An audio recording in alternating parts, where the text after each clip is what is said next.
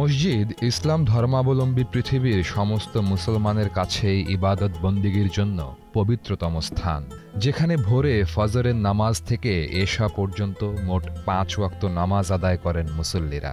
শুক্রবার পবিত্র জুমাবারে একসাথে জুমার নামাজ আদায় করেন বিভিন্ন এলাকার মানুষ।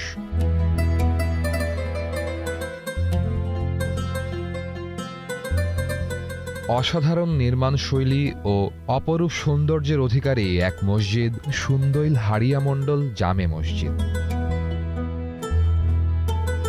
৩ গম্বুজ বিশিষ্ট এই মসজিদের অবস্থান গাইবান্ধার গোবিন্দগঞ্জের তালুক-কানুপুর ইউনিয়নের সুন্দইল গ্রামে। মসজিদটির নামকরণের ইতিহাস এখনও অজানা এলাকাবাসীর কাছে। মুসল্লি, মসজিদ কমিটি ও গ্রামের প্রবীণরা বলছেন, বংশ পরম্পরায় পূর্বসূরিদের মুখ থেকেও পাওয়া যায়নি মসজিদ নির্মাণের সঠিক কোনো ইতিহাস। এটা আমি, আমার বাবা, আমার দাদা এবং তার যে বাবা, ওনারাও শুধু বলে গেছে যে এটা মুঘল সম্রাটরা আমলে নাকি স্থাপিত। এখানকার স্থানীয় বাসিন্দা যারা ছিল তারা এটা সাক্ষী দিয়ে গেছে যে আমরা আগের দিনই দেখি এখানে কিছু নাই, একটি জমি, পরিত্যক্ত একটা জমি। রাতের পর সকালে দেখি যেখানে এটা মসজিদ হয়ে গেছে। তাতে এটা আমরা আল্লাহ প্রদত্ত বলে এটাকে মেনে চলি এবং মুসলিম জাহানের সবাই এটাকে এইভাবেই মেনে চলতেছি। হাড়িয়া মণ্ডল এই এলাকারই কোন গ্রামের কোন মৌজার এটা আমরা স্পষ্ট নই, তবে এই এলাকায় ওনার বহুত বাড়ি কোনো সময় ছিল কিনা তাও নয়। তবে শুনেছি যে হাড়িয়া মণ্ডল নামে কোনো লোক আসিল, কিন্তু কেউ প্রত্যক্ষ নয়, আমরাও নই, আমাদের পূর্ব কয়েক পুরুষও নয়।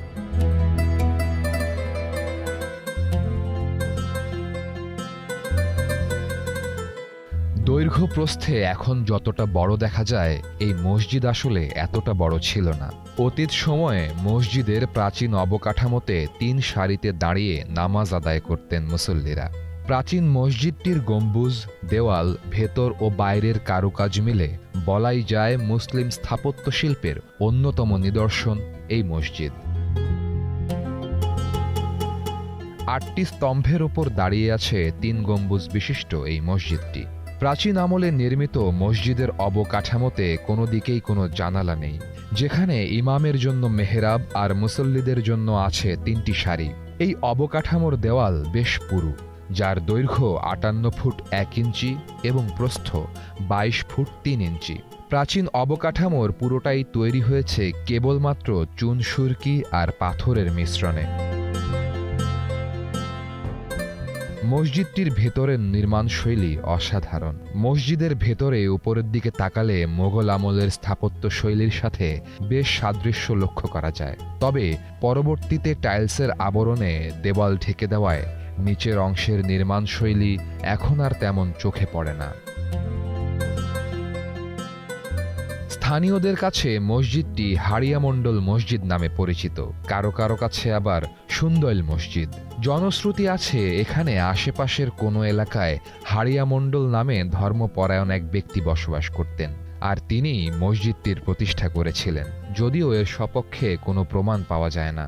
মসজিদটি কখন কোন শাসন আমলে নির্মিত তার সঠিক কোনো ইতিহাস কোথাও লিপিবদ্ধ নেই। তবে মসজিদটির নির্মাণশৈলী, অবকাঠামো এবং আশেপাশের জেলার প্রাচীন মসজিদগুলোর অবকাঠামো ও নির্মাণশৈলীর সাথে তুলনা করলে ধারণা করা যায় মুঘল আমলে মসজিদটি নির্মিত হয়েছে।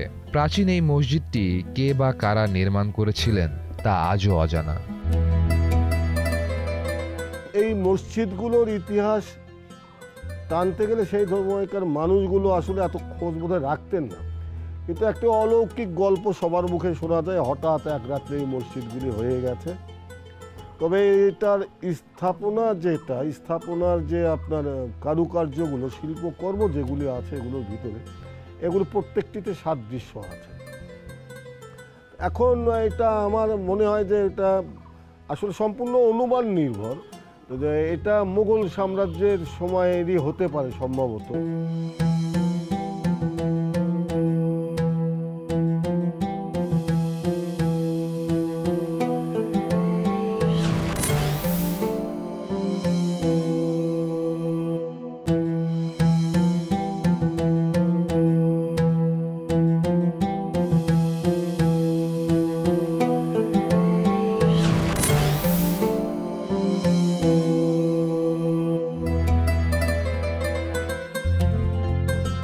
এলাকায় জনসংখ্যা বেড়ে যাবার সাথে সাথে একটা সময় এসে প্রাচীন আমলে নির্মিত অবকাঠামোটি বর্ধিত করার প্রয়োজন দেখা দেয়।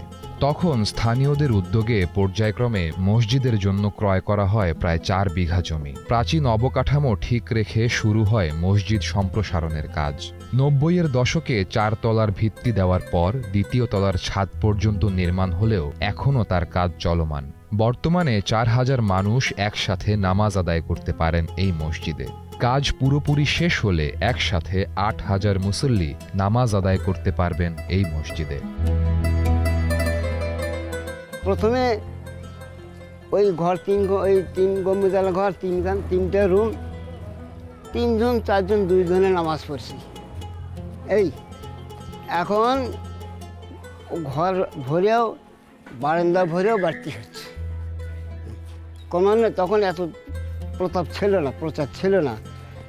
এখন যতই দিন যাচ্ছে আল্লাহর রহম কি, আল্লাহর মর্জি, কুদরত বেশি বাড়তেছে, জনসংখ্যা বেশি বাড়তেছে, মুসল্লিও বেশি বাড়তেছে। প্রাচীন মসজিদটা যেটুকু ছিল এটা আমরা পরবর্তীতে সংস্কার করে আস্তে আস্তে ধীরে ধীরে সরকারি কিছু বরাদ্দ পাই এবং আমাদের সাধারণ জনগণের সাহায্য দানের মাধ্যমে আমাদের এই অবকাঠামোটা আমরা এখনও সমাপ্ত করতে পারিনি এবং কাজ চলমান রয়েছে।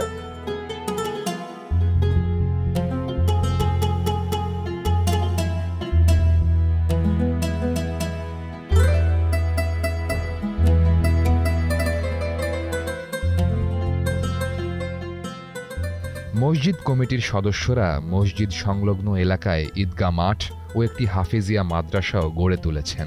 মূলত এলাকাবাসী ও দূর দূরান্ত থেকে আসা মুসল্লিদের দানের টাকায় মসজিদ, মাদ্রাসা ও ঈদগাহ মাঠের ব্যয় নির্বাহ করা হয়। স্থানীয় জনপ্রতিনিধি ও সরকারি সহায়তা যা পাওয়া যায় তা খুবই সামান্য। হাড়িয়ামণ্ডল জামে মসজিদের দক্ষিণে একটি ইন্দারা আছে। স্থানীয়দের দাবি এটিও প্রাচীন আমলে নির্মিত। তাদের ধারণা এই ইন্দারার পানি দিয়ে মুসল্লিরা ওযু করতেন। মসজিদটির উত্তর ও দক্ষিণে মসজিদের প্রাচীন অবকাঠামো লাগোয়া 2টি কবর আছে বলে জানান স্থানীয়রা। তাদের ধারণা এখানে অলি আউলিয়ারা শায়িত আছেন। ঢাকা রংপুর মহাসড়ক ধরে গাইবান্ধার গোবিন্দগঞ্জ পৌরসভার 4 মাথা থেকে 10 কিলোমিটার উত্তর পূর্ব দিকে অবস্থিত প্রাচীন সুন্দইল হাড়িয়ামণ্ডল জামে মসজিদ।